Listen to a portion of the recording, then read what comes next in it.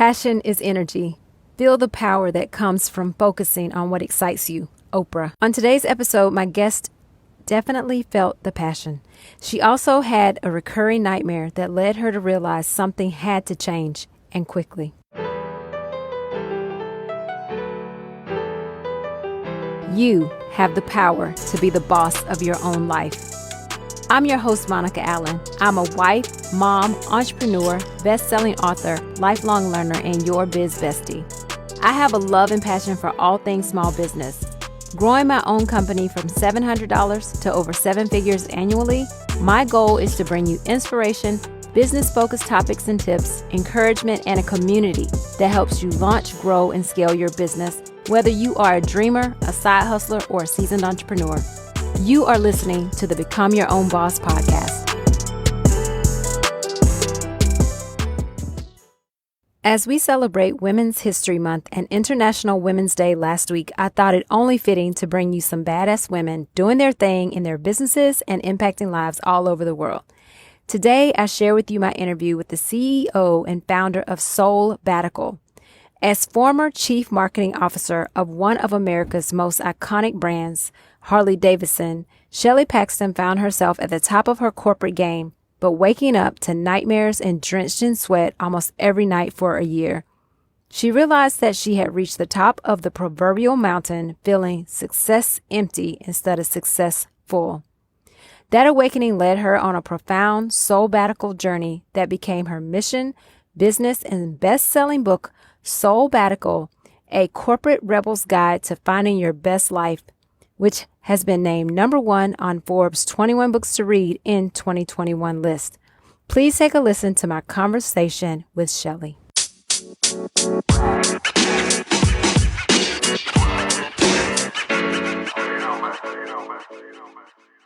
Hi, Shelley. I'm thrilled to have you join me on the podcast today. Welcome. I am so excited to be here. Thank you. Yes, I'm excited too. You have so much that you have grown from, and I want to dive into all of that. But first, just tell me a little bit about your move from corporate to starting your own business. What was that transition like for you? Woo! Well, as somebody who spent 26 years in the corporate world, so it was a good long run, 2.5 decades. It's where I grew up. It's also where I learned a lot of my bad habits, if I'm honest. I learned my people pleasing, and I learned, to let my boundaries fall, and I learned to prioritize others' agendas ahead of mine. And I learned a lot of things that I didn't see or understand at the time. And so I got to the point where I had reached, the pinnacle of success by a lot of people's definitions. I was the chief marketing officer of Harley Davidson. And yet I was going, okay, wait, I did all the things that everybody tells you to do, that my dad told me to do. I had the big title, I had the sexy brand, I was making good money, I had the things, and yet I was feeling super empty on the inside. And so I went through this awakening process to realize I'd become what I now call success empty. And, this idea of doing success on someone else's terms will get you to success empty versus successful.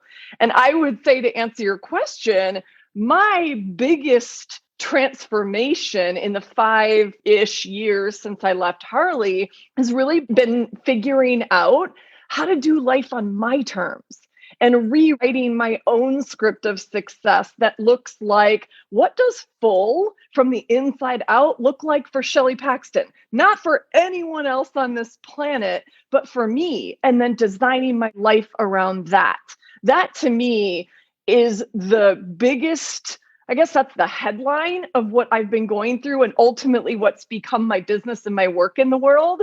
But I'll tell you, and you know this, it was not easy. It was the wildest roller coaster I've ever been on. Days of I've got this, followed by days of not wanting to get out from underneath the covers, because it is doing life on your terms is the most courageous work there is in the world. You're right. And I definitely want to get into that roller coaster ride because I do know what it feels like. I know what it feels like to have the wins, and I know what it feels like to have the failures. And you're just like, oh gosh, how am I going to make it through another day? Well, first of all, I love the name of your company, Soulbbatical. I love that. It's so powerful to me. Before you even dive into exactly what it's all about, it's just a powerful name for a business. But tell me, I know, being in corporate for 26 years led you here, but what is it about you launching your own business? What has been the wins for you? And then we want to talk about some of the not so great moments. What has been one of the biggest? The biggest wins? Well, the Mm-hmm. biggest win for me, it's hard because there have been many wins and many oh shit moments, if I can say that. So I would say the biggest win that's coming to me right now is getting the book deal. For a little bit of context on why that's such a win for me, honestly, what I wasn't doing the traditional route of putting together a book proposal and getting an agent and pitching myself to all of the publishers, what I was doing was living my truth. And I was speaking it out loud and sharing my story and telling people about this journey that I had been on. I mean, literally, Soulbbatical is a made up name. When I was leaving Harley, I was like, this is the creative marketer in me, right? I was like, Mm-hmm. I've got to give people a handle. Like, what is this thing? What am I going to call this? Because what I was doing wasn't traditional by society's standards.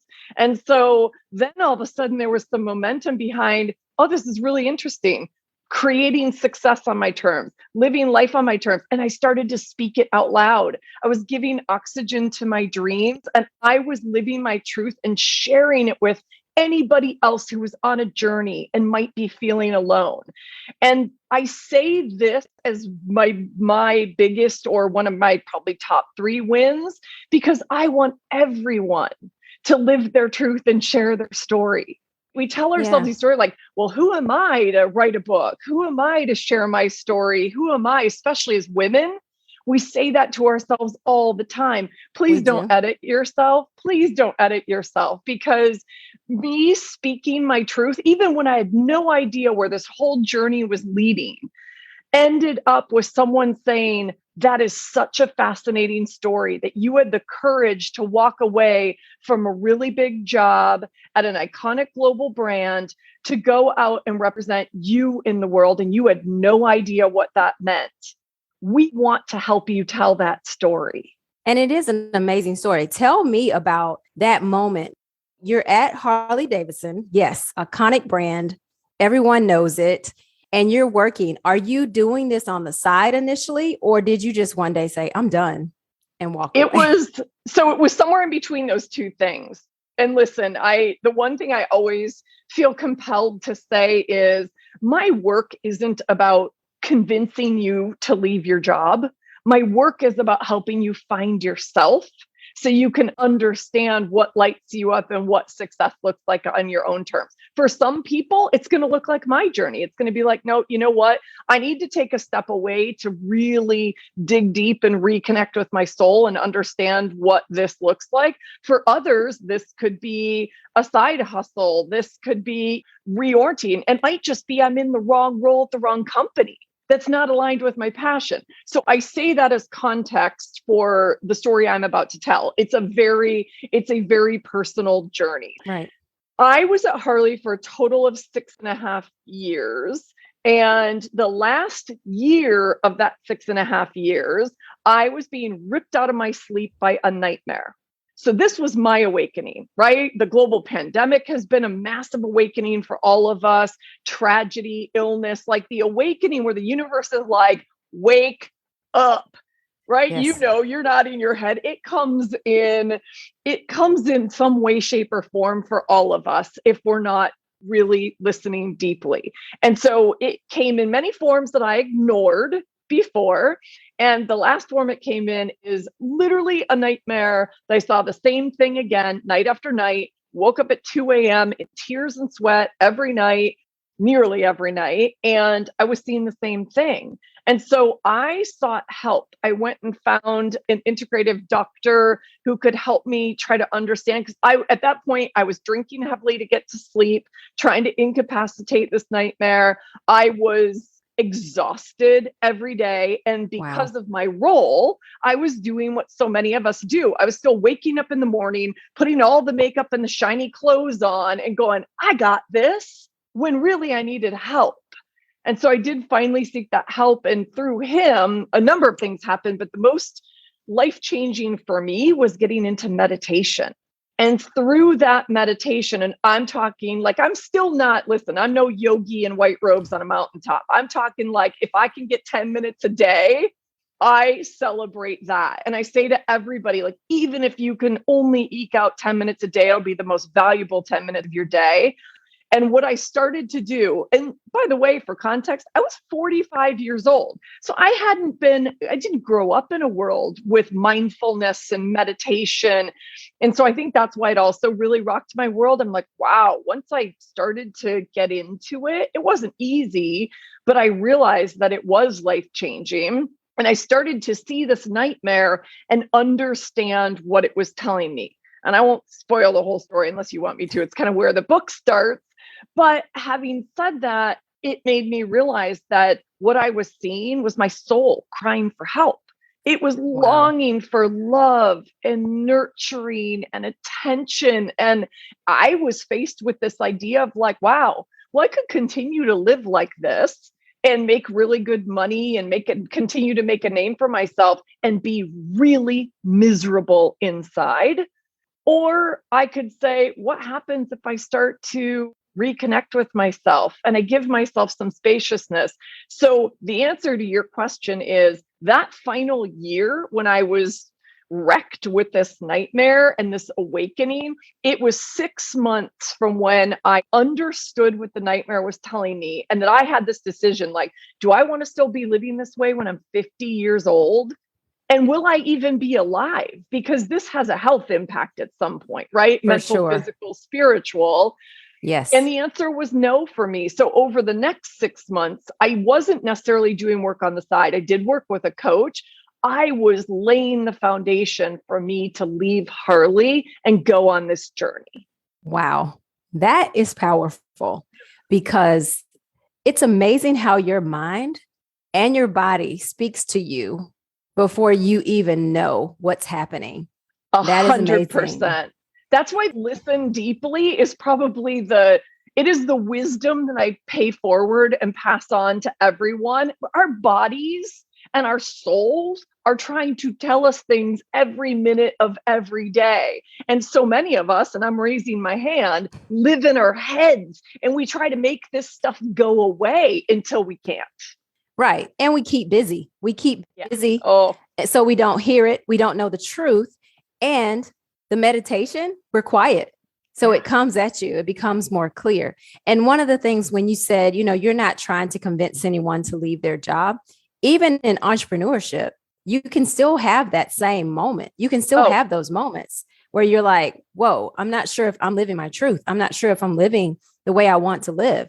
And so you have to readjust. The pandemic definitely had me readjust and think about, how do I really want to spend time with my kiddos? How do I really want to spend time with my husband, and readjust my life and calibrate it according to that? That is, wow, that story is powerful, Shelley.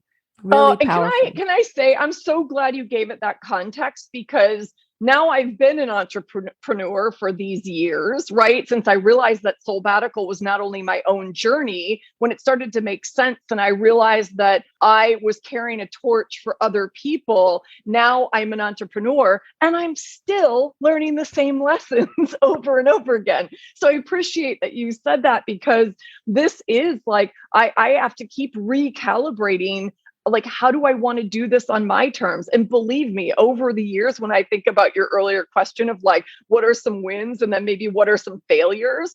I had last year was tough for me, because I realized I was telling myself I should do this and I should do that. And I'm putting air quotes around should, because I call them the shackles of should. When we get completely attached and mentally bound to these stories that we tell ourselves that keep us imprisoned. And I was doing that in my own business. I was like, well, it should look like this. And you should have an online course because that's what successful authors do, and blah, blah, blah, right? I had all the stories and I was stuck and I was feeling miserable. And I'm like, wait, I didn't go out on my own to feel like this. I could have stayed and be making tons more money. And I finally checked in and I was like, wait a second, Shelley, you're a rebel. You talk about rebelling for who you are and what you want and the impact you want to have in the world. Why would you do this on somebody else's terms? And that completely shifted me into the direction I'm headed now. But we all need those check-ins. Yeah, we do. That is very true, because you really want your business at the end of the day to be authentically you, not someone else. It's your business. And so tell me about that. You start your business. What services are you offering to other people? I know you have the book, which we can talk more about, but what other things are you offering to the world? Yeah, well, and this is yummy because it speaks to how we're constantly evolving and becoming in the world. Like this, there is like in the motorcycling world, we always talked about that famous phrase, like it's the journey, not the destination. And that's life. That's life. That's our businesses. And when we think there's a destination, we're fooling ourselves, right? We're in a constant state of growth and evolution if we're truly pushing our edges and living our truth. And so for me, what that looked like early on is not what it looks like now. So I'll share both of those because I'm hoping this might be inspiring for anyone listening. So when I kind of tripped into, listen, I left Harley not even knowing what that was going to look like. I was like, for all I know, I could turn around in 12 months and boomerang right back into the corporate world. It won't be Harley, but it could be another, C-suite role. Who knows? Obviously, that's not where my journey took me. And I'm so grateful for that. Right. I ended up kind of tripping into creating a coaching business in the early days. And that felt really right for me because I was inspiring other people to go on their own Soulbbatical and their own journey of what it means to live a more authentic, courageous, and purposeful life. And I wanted to help beautiful souls through that journey and through that transformation. And I built up a lucrative coaching practice, largely one-on-one. And that served me powerfully as I was writing a book in the background. All those things kind of happened at the same time. Then I kind of, book launches in January of 2020. We all know what happened next. COVID hits the world. I'm like, oh my God. So 2020 was the same. I had the same wacky year everybody else did. I've had the same wacky 2 years that we've all had. Yeah. And what's been really interesting to me is so 2021 was a pivotal year for me because like I said earlier, I felt really stuck and I'm like, what's going on here? And I realized I hadn't checked in with myself. Like I didn't intentionally create a coaching business. So I had to check in and go, what really does light me up? And what do I intentionally want to create for going forward? And I realized that I have been on a mission I state it as liberate a billion souls. And yes, billion with a B. And I know I'm not going to do that on my own. And it's not going to happen in my lifetime. And that's okay. I want to be one of the torchbearers, that's changing the way that we live and lead. And I thought, well, Shelley, can you really do that with a one-on-one coaching business? And we know the answer. The answer is no. And even though I loved my clients, it was a reality check for me about my truth and my purpose. And so I have been shifting more to one-to-many. I'm starting to write book number 2 because it's the continuation of what it means to live successful, not success empty. I am speaking more because I come from an improv background. And when I was in the executive world, my favorite thing to do was stand on stages and inspire people. And I have a podcast like you, and I'm looking for more. I'm creating more programs that are one-to-many. So that's a look. I'm stepping beyond Soulbbatical now into this bigger idea of what Shelley Paxton has to bring to the world as her own iconic brand and building programs and offerings under that can continue to impact more and more people. I love that. And I think the biggest thing that you mentioned in that, all of it is jam-packed with some sweet stuff, but that whole being willing to change and pivot and reevaluate where you are, because your business may not be, it may feed you in your soul, in the beginning, but at some point it may change. I've been in the same business for almost 20 years. And though I love it, it pays the bills. It's fun. I love connecting with the customers, but I know there's more. I know there's more that I need to offer the world. And that's where this podcast came from, because I wanted to give more, give back, share my knowledge. And that's what you're doing too. You're helping these souls. Now, what does liberating souls look like? I'm curious. So my version, it could mean lots of different things. I've always loved the word liberate. Like, I get tingles from head to toe every time I say it, or I hear somebody else saying it, like hearing you reflect that back. I'm like, yes, like that's what gets me out of bed in the morning. And the way I think about it is, like, our souls get so stuck and stifled, and we get so disconnected from them. Like, think back to the story I told about my own experience. Like, I was completely disconnected. My own soul was withering away. The act of liberation for me was reconnecting, listening deeply, and living a life, creating a life that's in full alignment with my soul, with my truth, with my essence. And so that's really how I think about what it means to liberate one's soul is, are you ready to go out there and fully live in service of your truth? Wow. Because that kind of takes all the shackles off, as I was saying earlier, like the shackles of should. And I love this idea. I've kind of created a lot of language. I love language. I've peppered this conversation already with so much of the language, some from the book, some that's come up since the book. But this idea, I wrote a definition for successful that I think really defines what I mean by when I say liberating one's soul. I wrote, successful is courageously defining success on your own terms and in a way that feels fulfilling from the inside out. And it's a way where we can view accomplishment and impact that's aligned with our truth. That's liberating to me. Mm-hmm. I want more of us to live that and not be on our deathbed going, I wish that I had been more courageous and lived my own truth versus the life others expected of me, because that's how many of us have felt, right? And right. if the pandemic hasn't shaken you up, like you were saying early, and really made clear like what matters most, then I don't know what will. Yeah. Now's the time. Yes. And I really think that's almost one of the reasons it happened. You can't see the future, but I think we needed that shakeup as a world, as a society. And I don't know if everybody actually woke up to it, but I do think a lot of people did. And a lot of people have reassessed kind of what is successful to them. And I know I've done that, and I've touched and spoke to other people who have done the same thing. So Shelley, you have one of the reasons I love these conversations is usually people are in businesses that, of course, help other entrepreneurs or help people. But of course, you're an entrepreneur. What has been, as a business owner, what has been one of your biggest challenges as you've embarked on your own journey of owning your own business and being your own boss? For me, it is what I call radical self-commitment. So it's this continued journey. When I think about my time at Harley and in all the other, amazing companies that I worked in my corporate career, I didn't do a great job of taking care of me. Okay. It's important wherever you are, and especially as an entrepreneur. I now understand that my superpower is my energy.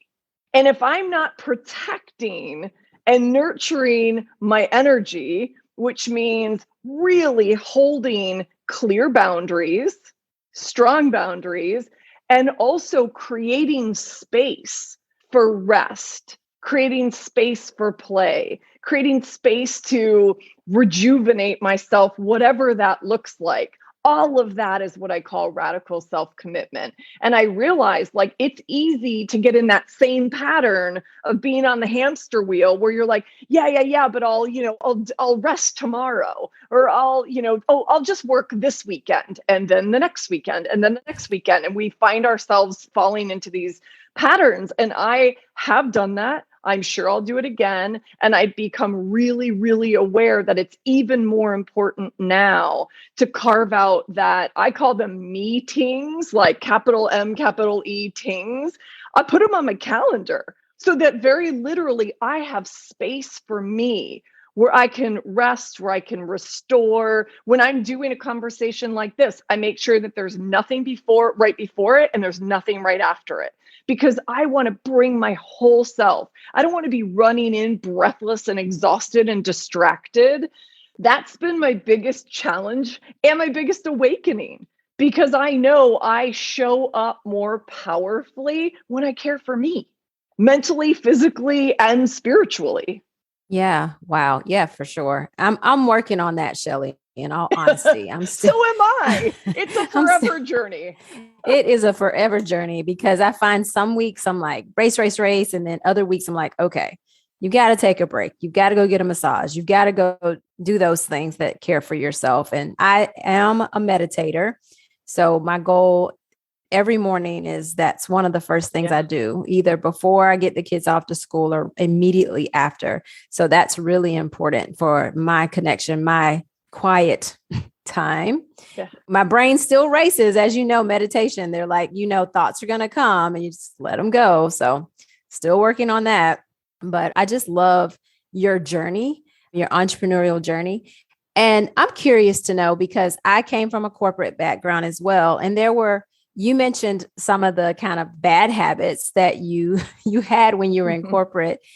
What were some of the things, though, that maybe you took from your corporate journey into your business that have been positive? Do you have any of those?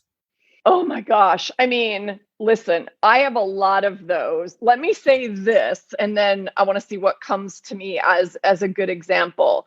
I am a big believer in a concept that one of my first coaches taught me. He said, Shelley, life is about transcending and including. And what he meant by that, and why I think it's so powerful to share this idea, is that we are the sum of all of the beautiful experiences that we've had before this moment. And it is because of those experiences that we're here and having this conversation, quite literally. And what's so cool to me about that idea is it reminds me every single day that I am all of that experience, right? I am all of those, the good, the bad, and the ugly, right? But I wouldn't be here without what I did before. And I think so often, especially as women, we're like, oh yeah, I used to do this other thing that's not really relevant to what I do now. But that's not the case. And so I wanted to make that broader point, just because I don't feel like we talk about it enough.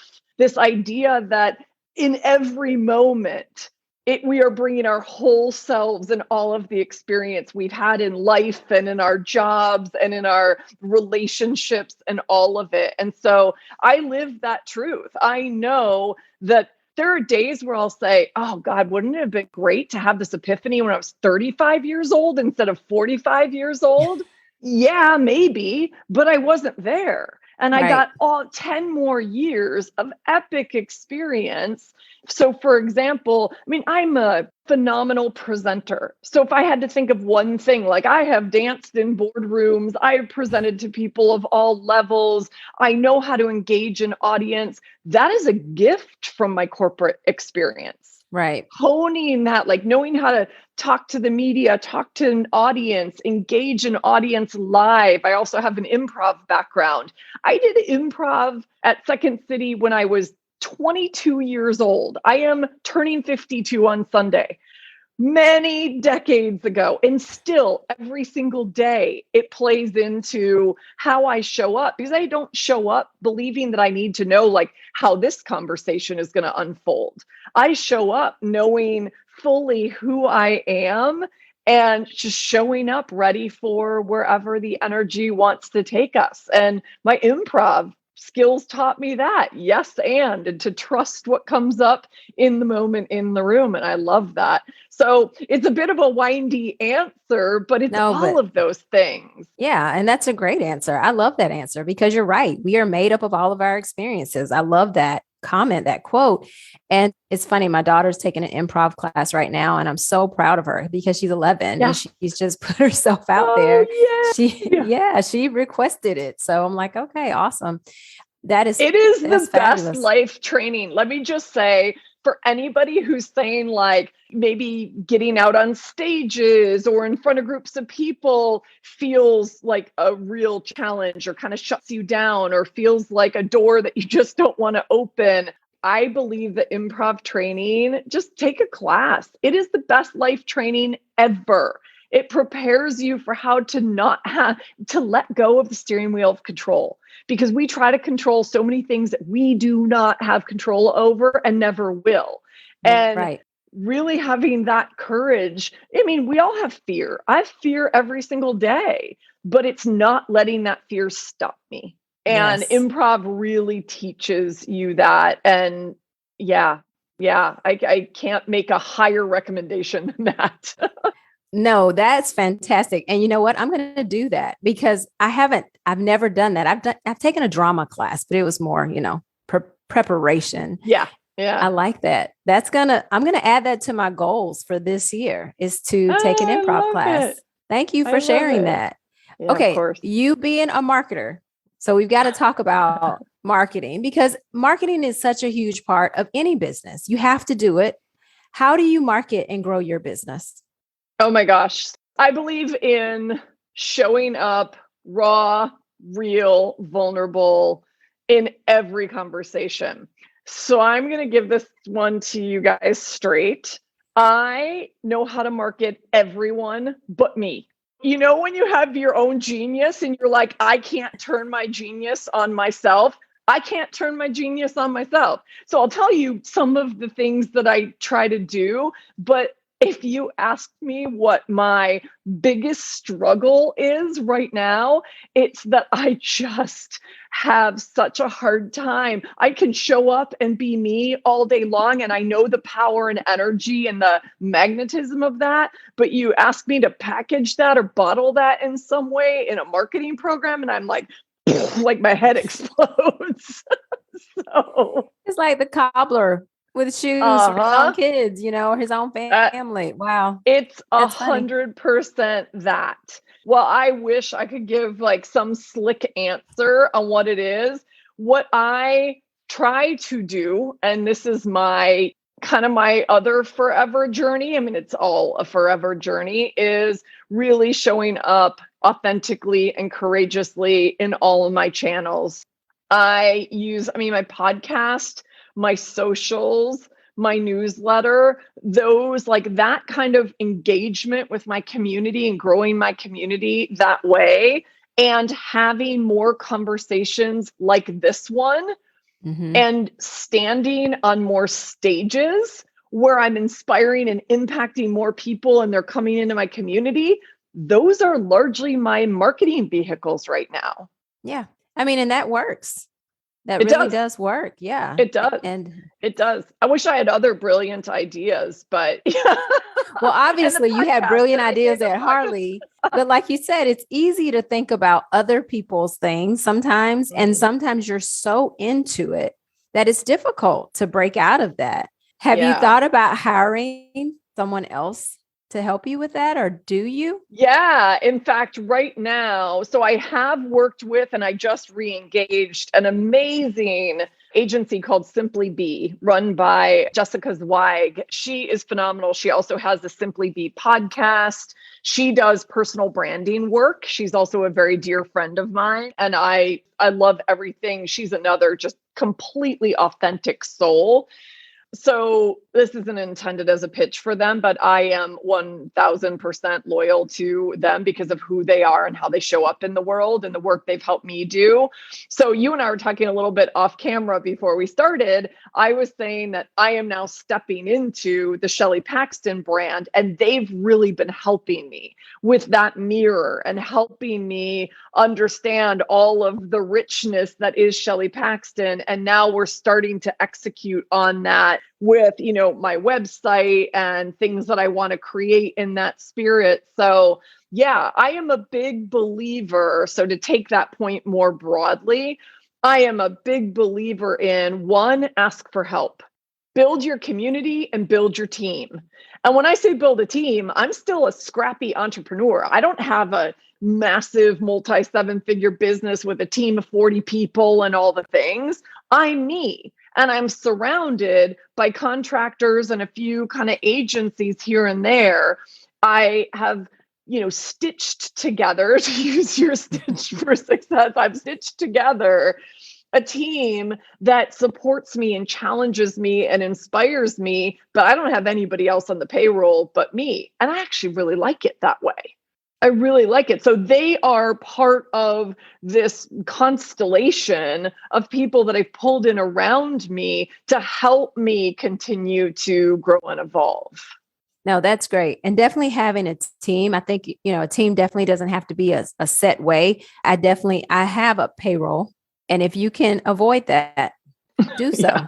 For as long as possible. Now, there may at some point be where you need an assistant and, they can't be a virtual assistant or a contractor, but the payroll can be heavy if you're not careful with the numbers. And so, hang out with Shelley. Exactly. Yeah. I'm feeling that. And I agree with you. Like there will be a point in time where the payroll will happen. But I like the idea of staying lean and mighty. And who knows what that's going to look like over time, but it is serving me very well, especially during the pandemic, to have more of those contractor relationships that can be dialed up and dialed down. Right. And, because things ebb and flow, this is the nature of being in business, period, let alone being in business for yourself. So that has really served me well. And Simply Be, as an example, we did work together, a little bit in 2020, a little bit in 2021. We did a lot of kind of strategic work. And now that I have clarity on where I want to go, I'm like, boom, okay, fire up the rocket ship. We're ready to go. So I brought them back and now they're in the center of the fold. But once we do that, they'll probably go to the side again and say, let us know when we can support you. So I'm pulling people in and out as needed. And that helps me manage expenses as well.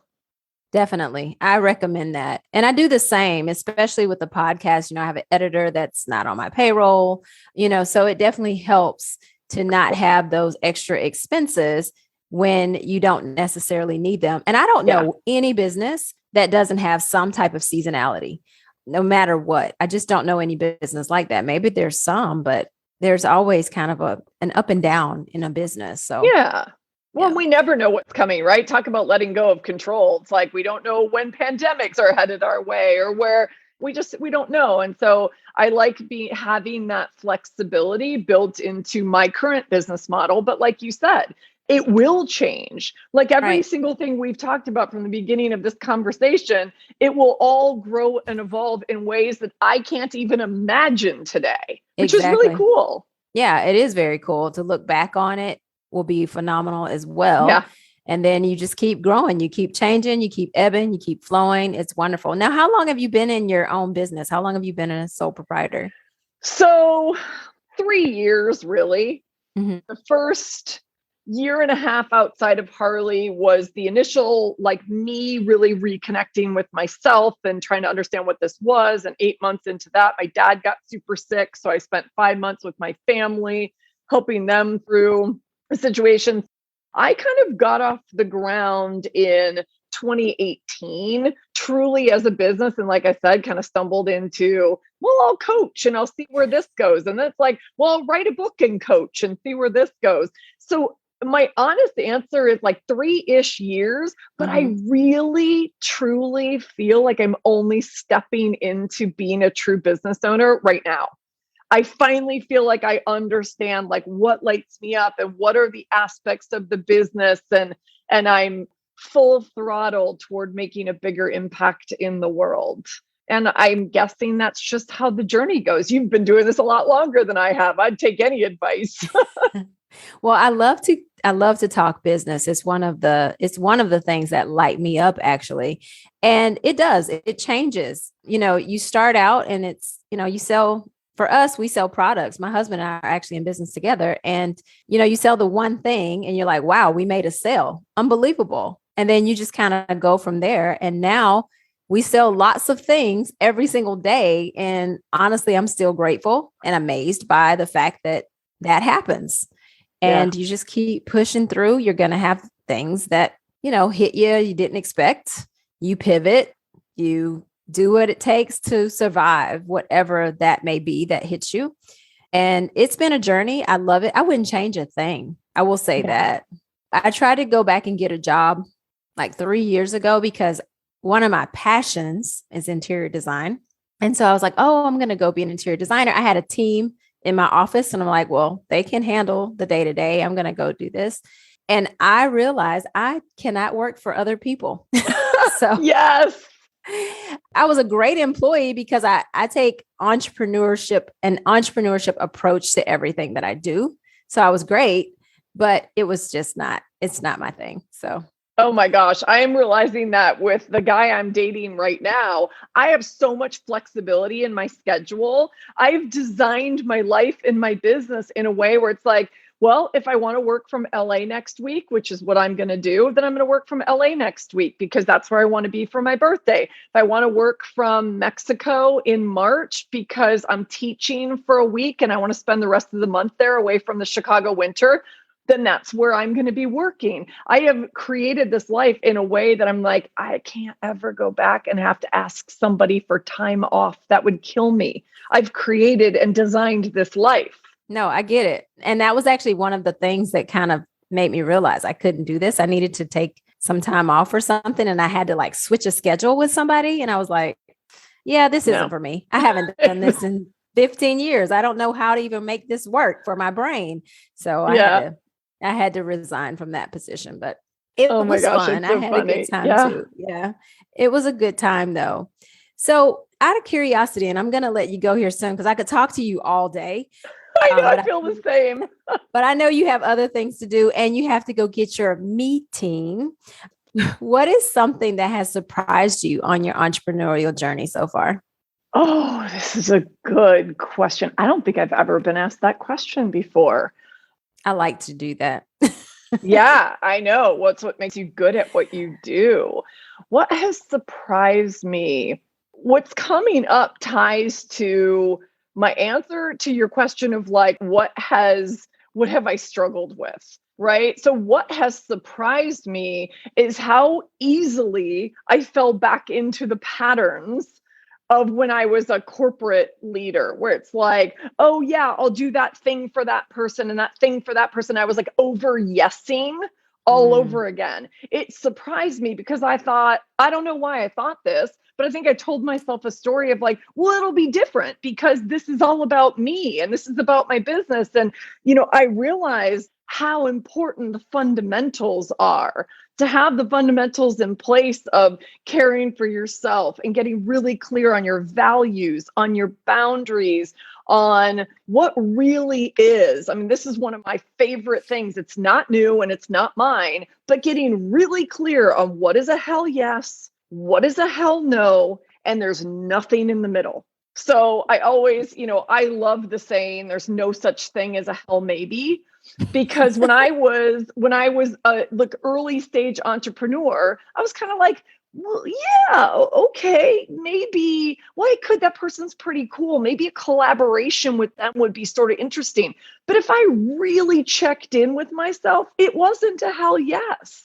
And so I was like spreading my energy so thin that I'm like, oh, how did I get here again? So I think that was honestly the biggest surprise. And that drove me back to this notion of really getting clear on what is a 10 for me? What is a hell yes for me? Where are some 8s and 9s maybe sneaking in and trying to masquerade as 10s in my world, because it's going to happen. We're human.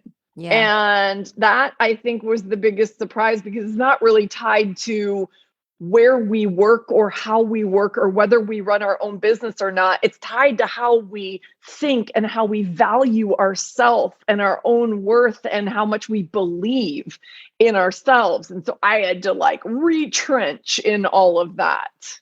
Wow. You said so much in that. Like, seriously. And typically I do. So after I'll share your interview, then I typically will do a takeaway episode. There's a lot of takeaways in that one statement right there. Over yesing. Oh my gosh, what a statement. Over yesing. And I think women, we're so guilty of that.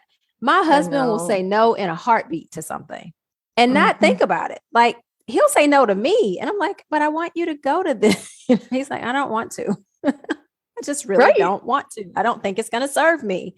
So, you know, and sometimes he'll still go because he's like, well, it'll serve you. It'll make you happy. Okay, great. But yeah, it's over yesing. I love that. Thanks for sharing that. Oh, you're so welcome.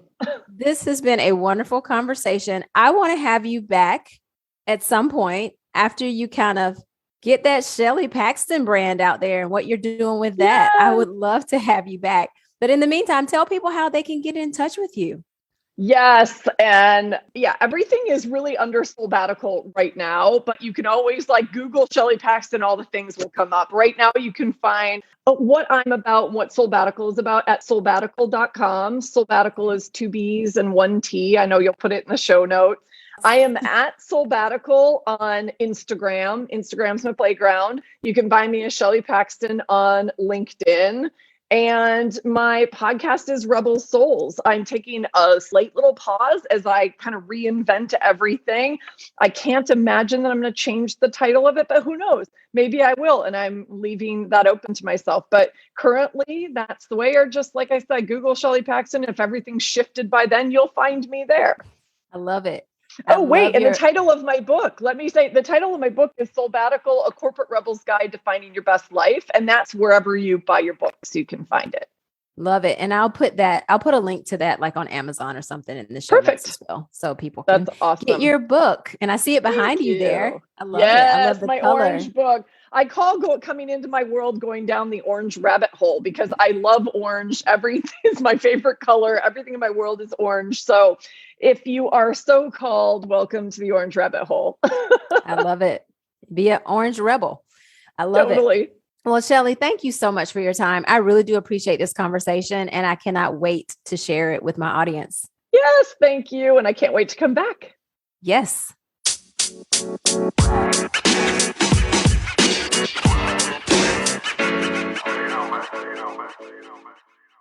I want to thank Shelley for being a part of the Become Your Own Boss podcast. Please see the information in the show notes for Shelley's contact info, podcast, and book. Also, before I let you go, I have a gift that I would like to give to my podcast listeners.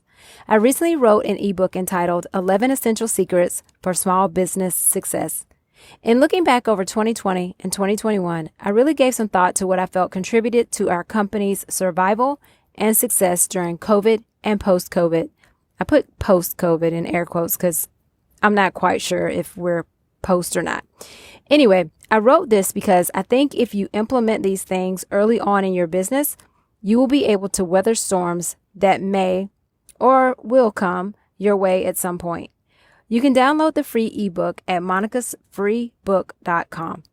This is currently free only to podcast listeners and people who pop into the Become Your Own Boss Clubhouse rooms. So take advantage of this now, as it will only be free for a limited time. Again, that is monicasfreebook.com. The link is also in the show notes.